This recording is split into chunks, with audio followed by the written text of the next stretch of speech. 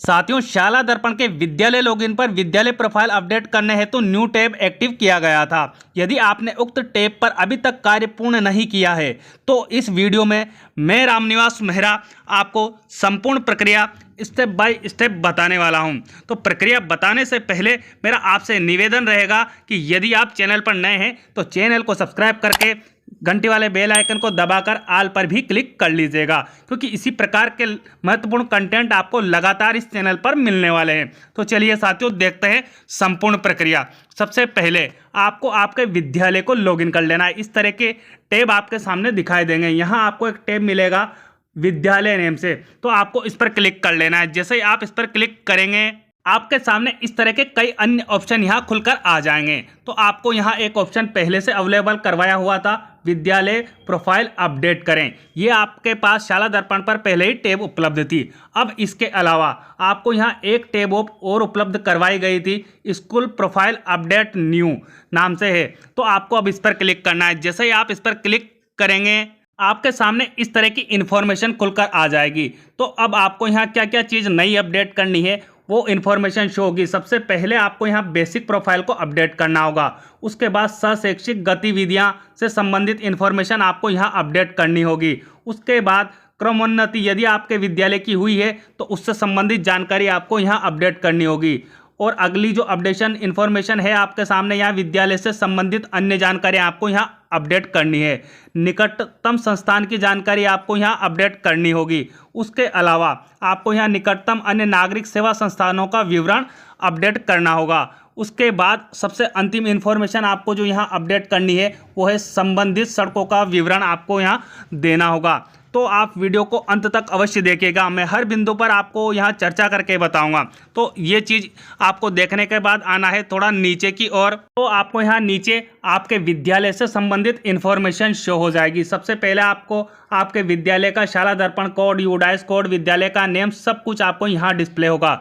परंतु आपको यहाँ रेड कलर में एक इम्पोर्टेंट नोट दिया हुआ है, उसका आपको ध्यान रखना है। नोट में आपको बताया गया है जिन विद्यालयों के ब्लॉक, पंचायत, ग्रामों के नामों में भिन्नता है वे शाला दर्पण पोर्टल पर हेल्प सेंटर मॉड्यूल के माध्यम से अपनी शिकायत दर्ज करवा सकते हैं। तो इससे संबंधित मैंने आपको हेल्प डेस्क पर अपनी शिकायत कैसे दर्ज करवानी है उससे संबंधित वीडियो पहले ही जारी कर रखी है। यदि आपको उसकी आवश्यकता है, आपको शिकायत कैसे दर्ज करनी है, क्या प्रक्रिया रहेगी, तो आप उस वीडियो की सहायता लीजिएगा, जिसका लिंक आपको इस वीडियो के डिस्क्रिप्शन बॉक्स में मिल जाएगा। अब बात करते हैं हम नीचे की ओर। तो आपको यहाँ अपने विद्यालय की भौगोलिक जानकारी चेक करनी होगी, जहां आपको नीचे मिल जाएगा। आपको प्रत्येक बिंदु को साथियों आराम से चेक करना है, और यदि भिन्नता आती है तो आपको आपके जो हेल्प डेस्क मॉड्यूल है, जैसा कि ऊपर बताया गया है, उसमें शिकायत दर्ज करनी है। आपको यहाँ आपके विद्यालय का नेम हिंदी और अंग्रेजी में दिखाई देगा, आपका डिवीज़न या संभाग दिखाई देगा, पीओ, यूसीओ का नाम हालांकि यहाँ नहीं आ रहा है, लेकिन पीओ आपका कहाँ लगता है वो जानकारी आपको यहाँ डिस्प्ले हो जाएगी। तो इन जानकारियों को आपको चेक कर लेना है। उसके बाद आपको यहाँ कुछ चीज़ें पहले से ही लॉक मिलेगी, आपका जिला, आपका ब्लॉक, आपके ग्राम पंचायत, वार्ड या ग्राम, ये चीज़ें आपकी यहाँ लॉक रहेगी। तो आपको पहले ही नोट में बता दिया गया है कि यदि इनमें भिन्नता है तो आप हेल्प सेंटर मॉड्यूल के माध्यम से इनमें चेंजेस करवा सकते हैं। फिर आप आएंगे यहाँ नीचे की ओर, जहां आपको आपके विद्यालय से संबंधित संपूर्ण जानकारी डिस्प्ले होती रहेगी। तो इन सभी जानकारियों को आपको चेक करना है। चेक करने के बाद आपको यहाँ नीचे आ जाना है। यहाँ आपको आपका जो विद्यालय है उसमें संचालित माध्यम, आप किस भाषा में आपका विद्यालय संचालित होता है उससे संबंधित आपको इन्फॉर्मेशन देनी है। तो अब आपको यहाँ देखना है। आपको यहाँ भी अगर आप रीड करेंगे जो इन्फॉर्मेशन आपसे यहाँ मांगी जा रही है, तो आप इसको यदि रीड करते हैं तो आपको किसी वीडियो की या किसी मार्गदर्शन की आवश्यकता नहीं होगी। इसमें आपको यहाँ बताया गया है विद्यालय में संचालित माध्यम, विद्यालय में एक से अधिक माध्यम होने पर एक ड्रॉप डाउन में पहला तथा दूसरे ड्रॉप डाउन में दूसरा माध्यम आप अपडेट करेंगे। तो यहाँ आपको स्पष्ट बता दिया गया है कि यदि आपके विद्यालय में एक से अधिक माध्यम चलते हैं तो आप उसी अनुसार यहाँ सेलेक्ट करेंगे। जैसे मेरे विद्यालय में माध्यम चलता है पहला हिंदी, तो मैं यहाँ हिंदी सेलेक्ट कर रहा हूँ। और शाला दर्पण जैसे ही मैंने यहाँ माध्यम सेलेक्ट किया, इस तरह से प्रोसेस करेगी। अब यदि आपके विद्यालय में दूसरा माध्यम भी चलता है तो आप यहाँ क्लिक करेंगे। यहाँ क्लिक करेंगे तो आपके सामने वही कौन सा माध्यम चलता है वो इन्फॉर्मेशन खुलकर आएगी। तो जो भी दूसरा आपके विद्यालय का माध्यम है वो आप यहाँ सेलेक्ट कर सकते हैं, और यदि तीसरा माध्यम भी आपके यहाँ चलता है तो आप यहाँ सेलेक्ट करेंगे, और चौथा माध्यम भी चलता है तो आप यहाँ सेलेक्ट कर सकते हैं। फिलहाल मेरे विद्यालय में एक ही माध्यम चलता है तो मैंने यहाँ सिर्फ एक ही माध्यम सेलेक्ट किया है। उसके बाद आपसे यहाँ और जानकारी मांगी जाएगी, जिसमें आपका विद्यालय आदर्श है या नहीं है, महात्मा गांधी है या नहीं है, लोकसभा क्षेत्र की जानकारी आपको यहाँ पहले से ही मिलती रहेगी, विधानसभा क्षेत्र की जानकारी भी आपको यहाँ पहले से ही मिलती रहेगी, मान्यता प्राप्त बोर्ड का नाम यदि है तो वो डिस्प्ले होगा। उसके बाद विद्यालय की IFMS ID आपको यहाँ डिस्प्ले हो जाएगी। आपका जो विद्यालय है ग्रामीण क्षेत्र में है या रूरल क्षेत्र में, उसकी संपूर्ण डिटेल आपको यहाँ पहले से ही लॉक मिलेगी। उसके बाद आपको अक्षांश और देशांतर की इन्फॉर्मेशन आपको यहाँ मिल जाएगी। तो अब आप यहाँ नीचे देखिएगा, यदि आपने अपडेट कर दिया होगा डेटा तो यहाँ आपको इस तरह से डेटा नोट अपडेट येट का ऑप्शन नहीं मिलेगा। आपको अब यहाँ कुछ नहीं करना है यदि आपने पहले से ही अपडेट कर दिया है तो, और यदि आपने अपडेट नहीं किया है तो आपको यहाँ ऑप्शन मिल जाएगा अपडेट का। तो आप इस अपडेट वाले ऑप्शन पर क्लिक कर लीजिएगा, और जैसे ही आप इस पर क्लिक करेंगे इस तरह की इन्फॉर्मेशन आपके सामने खुलकर आ जाएगी, डेटा सेव्ड सक्सेसफुली। जैसा कि मुझे यहाँ डिस्प्ले हो रहा है ऐसा कैसे डायलॉग बॉक्स आपको मिल जाएगा। तो अब आपको यहाँ क्लोज पर क्लिक कर लेना है। जैसे ही आप क्लोज पर क्लिक करेंगे ये डायलॉग बॉक्स आपके सामने से हट जाएगा, और फिर आ जाना है आपको यहाँ ऊपर की ओर जहाँ से मैंने वीडियो शुरू किया था। आपको अब आपने पहली बेसिक इन्फॉर्मेशन या बेसिक प्रोफाइल आपकी अपडेट कर दी है। अब दूसरे नंबर का ऑप्शन आपको यहाँ मिलेगा शैक्षिक गतिविधि का, तो आपको इसी पर क्लिक कर लेना है। जहाँ ये लिखा हुआ है इसी पर आपको क्लिक करना होगा, और जैसे ही आप इस पर क्लिक करेंगे और नीचे की ओर आएंगे तो आपको यहाँ आपके विद्यालय से संबंधित संपूर्ण डिटेल दिखाई देगी, जिसमें आपको आपके संस्था प्रधान का नेम यहाँ मिल जाएगा, संस्था प्रधान का मोबाइल नंबर, संस्था प्रधान की मेल ID यहाँ ऊपर शो हो जाएगी। अब आपको यहाँ एक चीज़ सेलेक्ट करने के लिए कहा जाएगा, शाला दर्पण प्रभारी आपके विद्यालय में कौन है उसको सेलेक्ट करने के लिए यहाँ कहा जाएगा। तो आप यहाँ क्लिक कर लीजिएगा। जैसे ही आप यहाँ क्लिक करेंगे आपके विद्यालय में जितने भी कार्मिक कार्यरत होंगे उनकी इन्फॉर्मेशन खुलकर आ जाएगी। तो आपको यहाँ शाला दर्पण प्रभारी को उनमें से सेलेक्ट कर लेना है। उनके नेम पर आप जैसे ही क्लिक करेंगे वो यहाँ से सेलेक्ट हो जाएंगे। उसके बाद आपको यहाँ शाला दर्पण प्रभारी के मोबाइल नंबर एंटर कर लेने हैं, शाला दर्पण प्रभारी की मेल ID आपको यहाँ एंटर कर देनी है। इसके बाद आपसे यहाँ नीचे जो जानकारी पूछी जाएगी उसमें आपसे हाँ या ना में पूछा जा रहा है। तो जो भी इन्फॉर्मेशन आपको यहाँ पूछी जाती है वो यदि आपके विद्यालय में है तो आप हाँ पर क्लिक कर देंगे, और नहीं है तो ना पर क्लिक कर देंगे। उसके बाद आपको आना है यहाँ नीचे की ओर, आपको प्रत्येक बिंदु को रीड करना है जो आपके विद्यालय के लिए लागू रहे, उन पर आपको हाँ करना है, और यदि लागू नहीं है तो ना पर आपको क्लिक कर लेना है। तो इस तरह आप सारी इन्फॉर्मेशन यहाँ देते जाएंगे जो भी आपके विद्यालय में। फिर याद दिला दूँ कि जो लागू रहे उसी पर आपको क्लिक करना है और हाँ या ना में जवाब देना है, और यदि आपके विद्यालय में के लिए लागू ही नहीं है तो आप ना पर क्लिक कर सकते हैं। और उक्त जानकारी देने के पश्चात आप यहाँ नीचे पाएंगे विद्यालय में ICT फेज़, यदि आपके विद्यालय में किस फेज़ में ICT है उसकी इन्फॉर्मेशन आपको देनी है। तो आपको यहाँ बताया गया है, जैसा कि मुझे यहाँ नन मिल रहा है। यदि आपके विद्यालय में है तो आप यहाँ क्लिक करेंगे, और यहाँ क्लिक करने के बाद आपके विद्यालय में किस फेज़ में ICTC लैब है उसकी इन्फॉर्मेशन आप यहाँ से सेलेक्ट कर लेंगे। फिलहाल मेरे विद्यालय के लिए लागू नहीं है तो मैंने यहाँ नन कर दिया है। उसके बाद आपको यहाँ अगली जो इन्फॉर्मेशन देनी है विद्यालय में ICT फेज़ का वर्ष, तो आपको यहाँ सेलेक्ट बॉक्स दिया हुआ है, यहाँ आप क्लिक करेंगे, सत्र की या इस सेशन की इन्फॉर्मेशन आपके सामने खुलकर आ जाएगी। तो जिस भी वर्ष में आपके यहाँ ITC फेज़ चेंज हुआ है वो आप सेशन यहाँ से सेलेक्ट कर लेंगे या वर्ष यहाँ से सेलेक्ट कर लेंगे। उसके बाद नीचे सबसे आपको ऑप्शन मिल जाएगा अपडेट का, तो यहाँ अपडेट पर क्लिक कर लीजिएगा। जैसे ही अपडेट पर आप क्लिक करेंगे वही डायलॉग बॉक्स आपको मिल जाएगा डेटा सेव सक्सेसफुली का। तो आपको यहाँ मिल जाएगा इस तरह से dialogue box data save successfully. तो अब आपको यहाँ क्लोज पर क्लिक कर लेना है। जैसे ही आप क्लोज पर क्लिक करेंगे ये डायलॉग बॉक्स आपके सामने से हट जाएगा।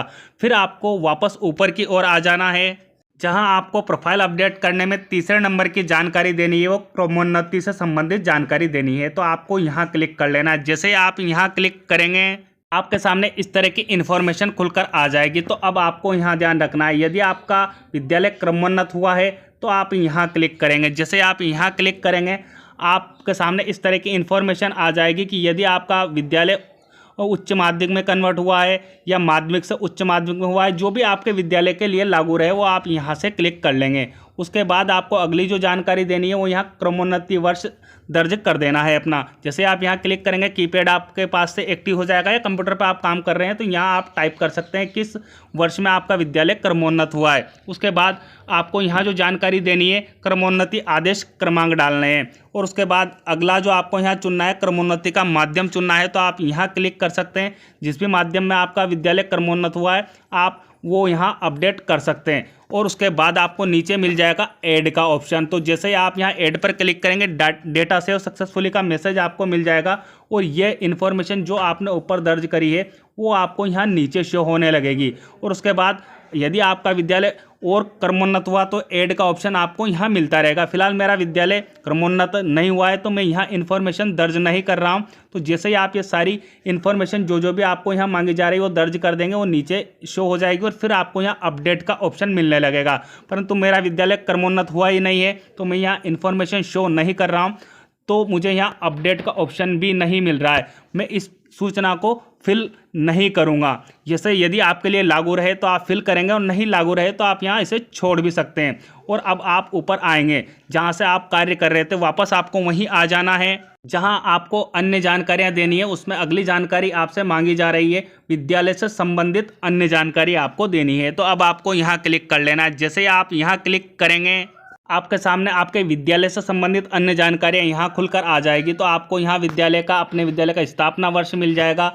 यदि आपका विद्यालय डीमर्ज हुआ है तो आपको यहाँ हाँ या ना में जवाब देना है। तो मेरा विद्यालय डीमर्ज नहीं हुआ है तो मैं यहाँ नहीं कर देता हूँ। उसके बाद आपके लिए जो भी लागू रहे आप वो यहाँ क्लिक कीजिएगा। आपके विद्यालय का पूरा पता आपको यहाँ शो होता रहेगा। आपके विद्यालय का पिन कोड भी आपको यहाँ मिल जाएगा। साथियों ये एडिटेबल है, इसमें यदि किसी प्रकार की गलती हो रही है तो आप क्लिक करके यहाँ एड्रेस को भी चेंज कर सकते हैं, पिन कोड को भी चेंज कर सकते हैं। फिर आएंगे आप नीचे की ओर तो आपको यहाँ आपके विद्यालय का एसटीडी कोड यदि नहीं आ रहा है तो आपको यहाँ एसटीडी कोड दर्ज कर लेना है। उसके बाद यदि आपके विद्यालय के पास लैंडलाइन है तो आप लैंडलाइन नंबर यहाँ दर्ज कर सकते हैं। आप आपके विद्यालय की मेल आईडी यहाँ दर्ज करेंगे और आपके विद्यालय की यदि वेबसाइट है तो आप यहाँ दर्ज कर देंगे।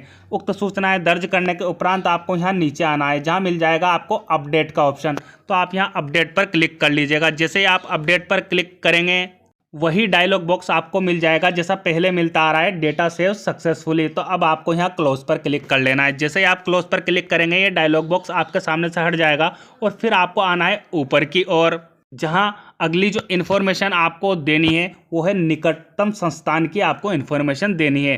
तो अब आपको यहाँ क्लिक कर लेना है। जैसे आप यहाँ क्लिक करेंगे आपके सामने इस तरह की इन्फॉर्मेशन खुलकर आएगी। तो आपको यहाँ जो जानकारी देनी है वो निकटतम अपने विद्यालय से प्राथमिक, उच्च प्राथमिक, माध्यमिक और उच्च माध्यमिक विद्यालय का विवरण देना है। तो आपको यहाँ इन्फॉर्मेशन इन विद्यालयों की देनी होगी। तो आप सबसे पहले जो इन्फॉर्मेशन देंगे, जैसा कि आपसे इन्फॉर्मेशन आपसे यहाँ मांगी जा रही है, राजकीय प्राथमिक विद्यालय की आपके यहाँ दूरी कितनी है।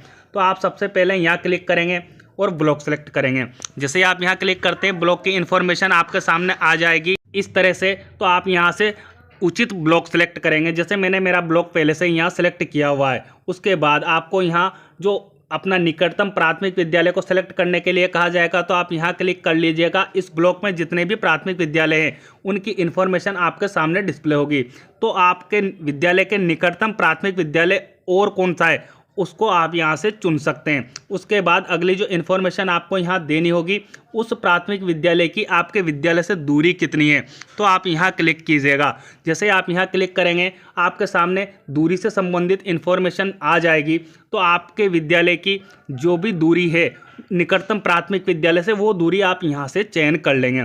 तो इसी तरह आपको यहाँ राजकीय उच्च प्राथमिक विद्यालय की दूरी स्कूल का नेम, ब्लॉक का नेम सब कुछ यहाँ सेलेक्ट करना होगा। उसी प्रकार अगला जो माध्यमिक विद्यालय की इन्फॉर्मेशन आपको देनी है तो आपको उसी तरह यहाँ ब्लॉक सेलेक्ट कर लेना है, विद्यालय का नेम आपको यहाँ सेलेक्ट कर लेना है और उसकी दूरी कितनी है वो इन्फॉर्मेशन आपको दे देनी है। अगली जो इन्फॉर्मेशन देनी है वो उच्च माध्यमिक की देनी है। तो आपको यहाँ ब्लॉक सेलेक्ट कर लेना है, उच्च माध्यमिक विद्यालय का नेम यहाँ सेलेक्ट कर लेना है और वो आपके विद्यालय से कितनी दूर है वो इन्फॉर्मेशन आप यहाँ से सेलेक्ट करके दर्ज कर देंगे। और सबसे अंत में आपको ऑप्शन मिल जाएगा जैसा कि मुझे मिल रहा है अपडेट का। तो आपको इस अपडेट वाले ऑप्शन पर अब क्लिक कर लेना है। वही इस तरह का डायलॉग बॉक्स आपको मिल जाएगा डेटा सेव सक्सेसफुली का। तो अब आपको फिर यह क्लोज मिलेगा, क्लोज पर क्लिक कर लीजिएगा और फिर आइएगा ऊपर की ओर अगली इन्फॉर्मेशन दर्ज करने हेतु, जहां आपको मिल जाएगा निकटतम अन्य नागरिक सेवा संस्थानों का विवरण आपको यहां देना है। तो आपको अब इस ऑप्शन पर क्लिक करना है। जैसे आप यहां क्लिक करेंगे इस तरह की इन्फॉर्मेशन आपके सामने खुलकर आ जाएगी। अब आपको यहां मिल जाएगा विद्यालय के निकटतम अन्य नागरिक सेवा संस्थाओं का विवरण आपको यहां दर्ज करना है। तो आपसे यहां सबसे पहले आपके नज़दीकी पुलिस स्टेशन का नाम मांगा जाएगा। तो आप यहां पुलिस स्टेशन का नाम दर्ज कर दीजिएगा। उसके बाद आप यहां क्लिक करेंगे, उस पुलिस स्टेशन की दूरी आपके विद्यालय से कितनी है वो आप यहां जिसे क्लिक करेंगे इस तरह से, जैसा कि मैं आपको बता रहा हूं, इस तरह से आपके सामने इन्फॉर्मेशन खुलकर आ जाएगी। तो जो भी दूरी आपके विद्यालय की पुलिस स्टेशन से है वो आप यहाँ से सेलेक्ट कर लेंगे। उसी के बाद आपको अगली इन्फॉर्मेशन यहाँ देनी है, विद्यालय के नज़दीकी बस स्टैंड का नाम आपको यहाँ दर्ज कर देना है और दूरी आपको यहाँ सेलेक्ट कर लेनी है। विद्यालय के आपके विद्यालय से नज़दीकी रेलवे स्टेशन कहाँ पड़ता है उसका नेम आपको यहाँ दर्ज कर देना है। दूरी आप जैसा कि सेलेक्ट करते आ रहे हैं वो सेलेक्ट यहाँ से कर पाएंगे। उसके बाद नज़दीकी स्वास्थ्य केंद्र उप स्वास्थ्य केंद्र का नेम आपको यहाँ दे देना है, दूरी आपको यहाँ सेलेक्ट कर लेनी है। उसी के बाद आपके विद्यालय से समीपस्थ राजीव गांधी सेवा केंद्र की दूरी कितनी है वो आपको जानकारी यहाँ देनी है। फिर आना है आपको यहाँ नीचे की ओर, जहाँ आपको ऑप्शन मिल जाएगा अपडेट का। तो आप यहाँ अपडेट पर क्लिक कर लीजिएगा। जैसे ही आप अपडेट पर क्लिक करेंगे फिर से आपके सामने डायलॉग बॉक्स आ जाएगा डेटा सेव सक्सेसफुली। तो अब आप क्लोज पर यहाँ क्लिक कर लीजिएगा। क्लोज पर क्लिक करने के उपरांत आपको फिर जाना है ऊपर की ओर, जहां आपको अंतिम इन्फॉर्मेशन जो अपडेट करनी है वो संबंधित सड़कों का विवरण आपको यहाँ दर्ज करने के लिए कहा जाएगा। तो आप यहाँ क्लिक कर लीजिएगा। जहाँ मैं हाईलाइट करके बता रहा हूँ आपको यहीं क्लिक करना है। जैसे आप यहाँ क्लिक करेंगे और आएंगे नीचे की ओर तो आपको यहाँ इन्फॉर्मेशन देनी है। सबसे पहले आपको यहाँ रेट करना है, विद्यालय अवस्थित राजस्व ग्राम से गुजरने वाली सड़कों का चयन करना है।